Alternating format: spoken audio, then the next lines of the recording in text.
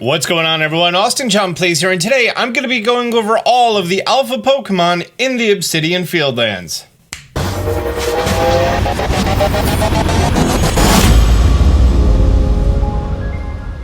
Now this guide is going to be for if you want to go ahead and catch these Pokemon if you're high enough star rank, or if you haven't completed Cleaver yet and you just want some fun places to grind up some experience. I'm going to be going over area by area difficulty of Pokemon and when you should be getting them. Right here are all of the alpha Pokemon that you are going to be experiencing. At the very beginning of the tutorial, you are going to be finding the Kricketune. However, there are 4 alpha Pokemon you can find before that. The alpha Pokemon in the level 30s that you're going to be experiencing are Graveler, Parasect, Floatzel, Staravia, and Golbat.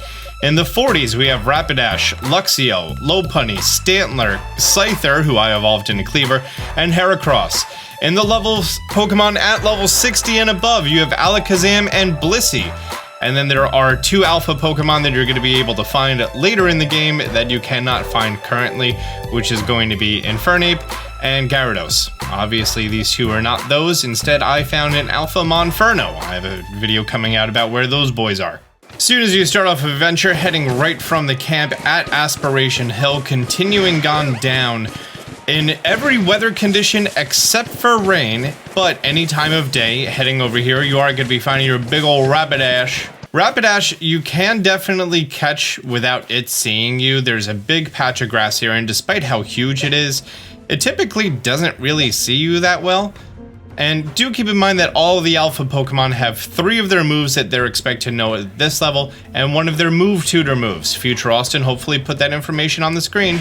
You just love making extra work for me, don't you? Love making extra work for me. I'll do it. I'm not going to format it. I'm not going to do like the whooshy thing from the side. It's just going to be text on the screen, so deal with it. And alpha Pokemon, if you catch them from the back, you get a free turn or 2. And that could be the difference between, you know, using these Pokemon to grind up and them grinding up you. I need to hide my face to see the turn order. I always think it's pretty healthy to just look at the moves that you have between the agile and stealth styles. So like, I know that I could use Bulldoze and Rapidash is gonna have its turn 1 being stunned and then I go again. So yeah, definitely a good move to do right there.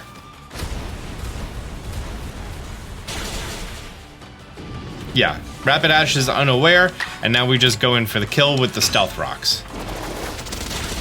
Perfect. Rapidash is going to be dropping Seeds of Mystery and Grit Gravel. Not bad at all. Heading westward of camp, down Aspiration Hill, toward the Floreo Gardens, you're going to be finding yourself Alpha Luxio. Chilling right here in the field. I believe Luxio is here all times of day, all weathers. And where's our big kitty? Oh, I just caught it. That's why it's not here. It's level 4. It hasn't respawned yet, but just, it's there.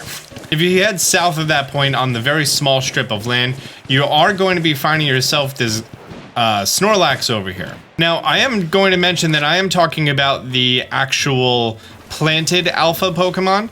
I'm not actually talking about all of them that can exist here, because you can actually get a variety of alpha Pokemon once you help quell the Frenzy Noble Cleaver. There's still more investigating being done on that. You know what? Fine. Now you don't get it, Barry. Just aim for that back shot. He turned it the last second. Big shucks on that. Snorlax knows Crunch, which could be very, very inconvenient to deal with. Umbreon has Snarl, which is going to lower its attack. Do keep in mind that alpha Pokemon always have a 50% increase to their attack and their defense, so it can be a little rough. If it was doing more damage, I'd probably do a Calm Mind. You know what? I'm probably doing a Calm Mind regardless. Pop off a Dank Pulse. Keep those Snarls up to make sure that he doesn't actually, you know, kill me. But I get back-to-back attacks because I've been popping off Agile styles. Very nice. Now you just go for a strong style Snarl, and Snorlax is going to go down. Perfect. And the 4th alpha Pokemon that you're going to be finding even during the tutorial before you cross the bridge is this big old Alakazam over here. I've talked about him a few times. There's a chance that he only knows Rest, Recover, and Psychic attacks. So making quick work of him at the very beginning of the game with Umbreon is what I did. By the way, if you're looking at my Pokemon, you're like, oh yeah, this is easy for you, Austin, because you're level 63. I just beat Cleaver. Like, I'm at the beginning of the game. I've just stayed here raising up my Pokemon and filling out my Pokedex. That's all I've done in this game. So in this case, Alakazam is actually going to have Charge Beam, which makes this a little inconvenient, because I can't just send out a Ground-type Pokemon because he has 2 Psychic offensive attacks. But I should be able to Strong Style the Snarl, and that should be enough to take him down. Yeah, he has no defense whatsoever. Once you leave the tutorial and you're able to cross the bridge, there are 2 very easy Alpha Pokemon that you're able to take down. That being over here, we can find ourselves this Floatzel over here, who's located right before the Worn Bridge. I'm angry, I know. Umbreon, go make quick work of it. I just don't have any Electric-type Pokemon with me. This Floatzel's only level 31, so not really too scary. Turn 1, pop off a Snarl, bring down that attack stat. Oh, yeah, I'm gonna KO him with a Strong Style Snarl. I'm done.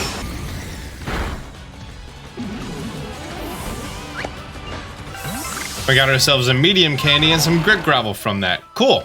Opposite of the bridge, if we were to go anti-clockwise down the coast, we're going to make our way to the Windswept Run down here. Excuse me, rock. And here at the Windswept Run is going to be 1 Alpha Staravia, who's going to be fairly easy to take down right here. Yep, hey there, buddy. Ow, thanks.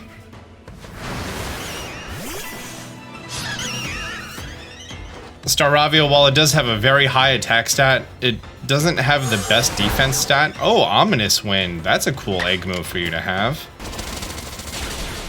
Oh, that was an Agile Style Stealth Rock, and it died. Oh, I got a crit. Okay, okay, cool. And if we continue our way down the coastline, there is a chance that we are going to be finding the Kricketune. This is a different Kricketune than the one that you battle in the tutorial. This one is level 30. So it's up to you if you consider this one a different one or not. Same species, same status, different level. Actually, I consider it different. I'm going to catch it. There is 1 more Alpha Pokemon at the Lowlands. If we just continue around this entire area anti-clockwise, this is going to be right off of the Tidewater Dam. And in this little sort of cul-de-sac is where we're going to be finding Alpha Paris, who is quad weak to both rock and flying. There you are. Fun fact, when you give the Parasect in for the quest, you can choose this Alpha Parasect, and then the Parasect that is going to appear in town is going to be massive, so it's your option if you want to do that. There is 1 more for the Highlands, and it's right here at Deer Track Heights. I'm actually going to fast travel to camp in order to get here faster. And if we head to the location that I just put down on the map, you're going to be finding Alpha Stantler. Yep, so you see the Weirdeer at the highest point over there, and the second highest point right here, you have the Stantler.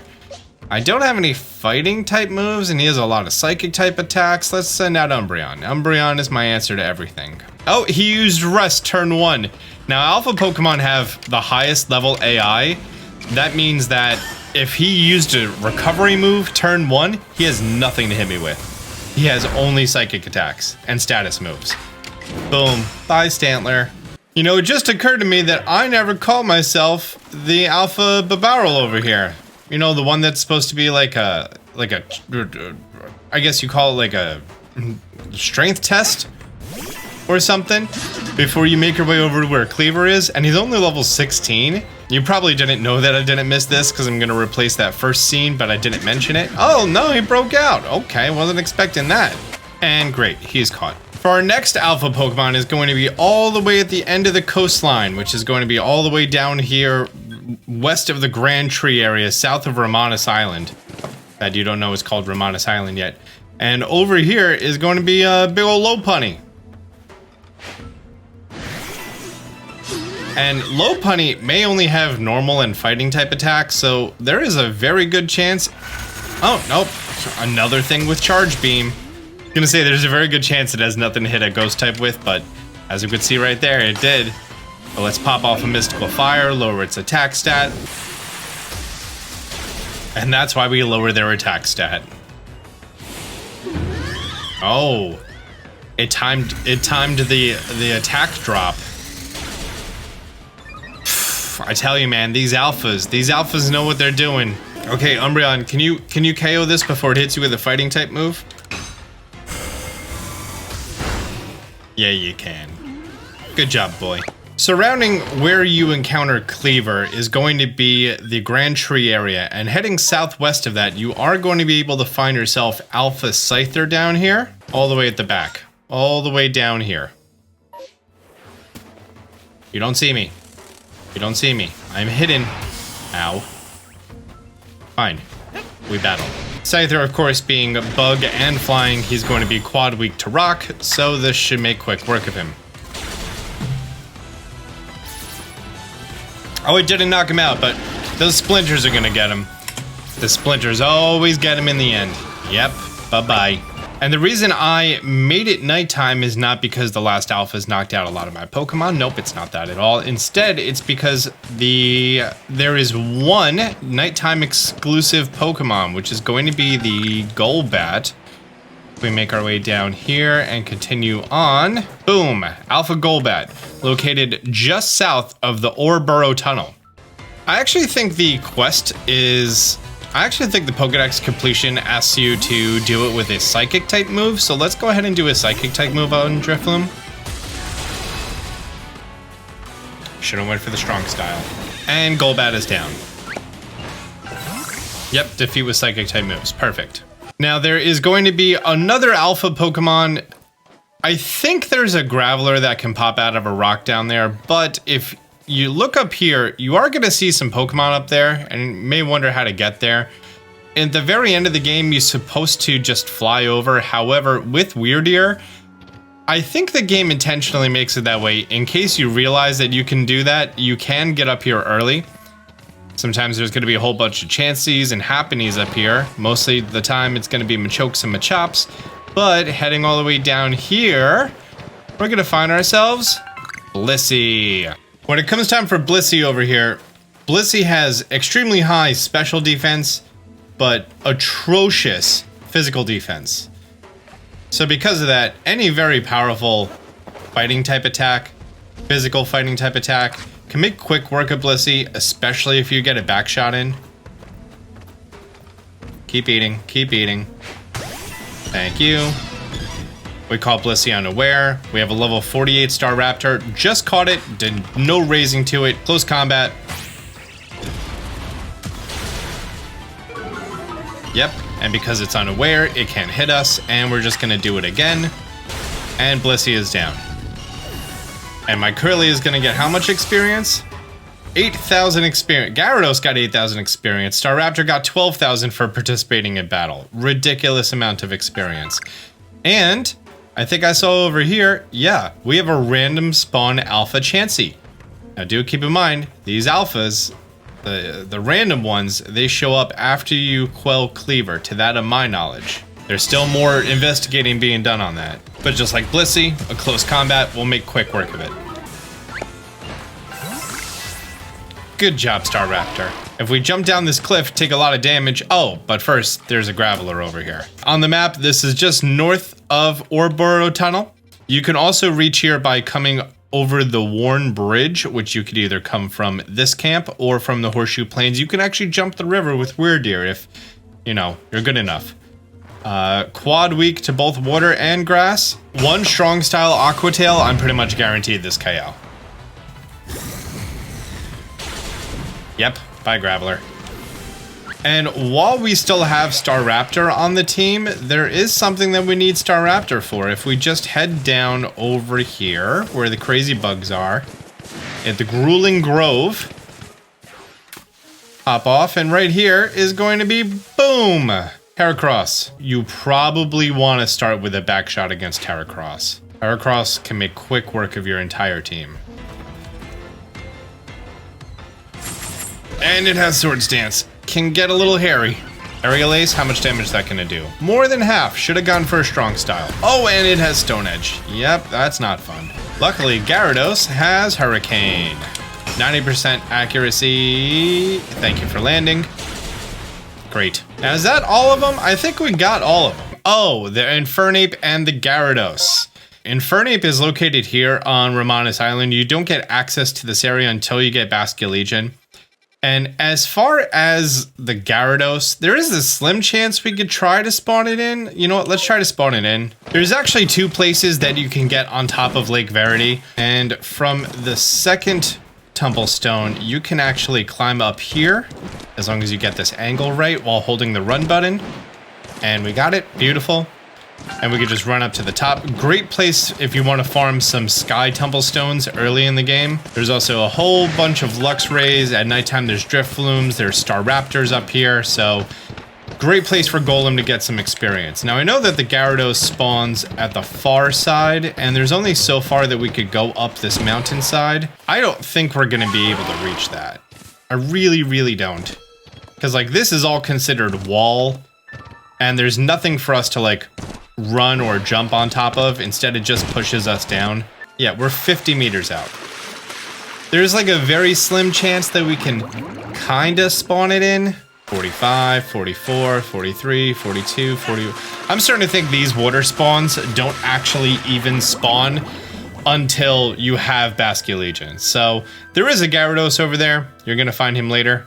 But for now, you're not. Well, there we go. That's all of the places that you can go and find all of the alpha Pokemon in the Obsidian Fieldlands. I don't know about you, but in this game, I'm making a living dex, and I'm also kind of making an alpha living dex, because I think that'd be pretty awesome to have. Let me know if you found this video helpful as an XP farming spot, or just a place to know where all these alphas are. If you found it helpful, do me a favor, hit the thumbs up button down below. If you're new to the channel, be sure to subscribe, turn on notifications. Until next time, Austin John out.